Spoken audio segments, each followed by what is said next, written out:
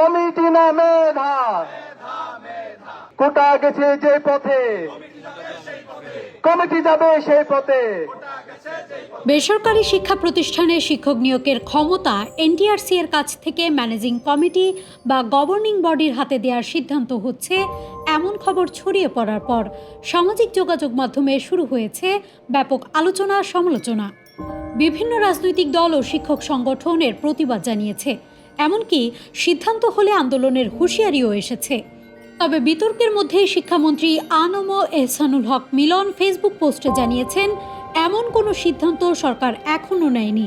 একই সঙ্গে গুজব ও অপপ্রচার থেকে সবাইকে বিরত থাকার আহ্বান জানিয়েছেন তিনি। বিতর্কের সূত্রপাত ৩ আগস্ট শিক্ষা মন্ত্রণালয়ের এক সভার কার্যবিবরণী প্রকাশের পর। সেখানে বলা হয়, এনটিআরসি শুধু নিবন্ধন ও প্রত্যয়নের কাজ করবে এবং 2015 সালের পরিপত্র অনুযায়ী আর শিক্ষক নিয়োগের সুপারিশ করবে না। প্রত্যয়নপ্রাপ্ত শিক্ষকদের নিজ নিজ প্রতিষ্ঠানের ম্যানেজিং কমিটি বা গভর্নিং বডির মাধ্যমে নিয়োগ দেওয়ার প্রস্তাবও উঠে আসে।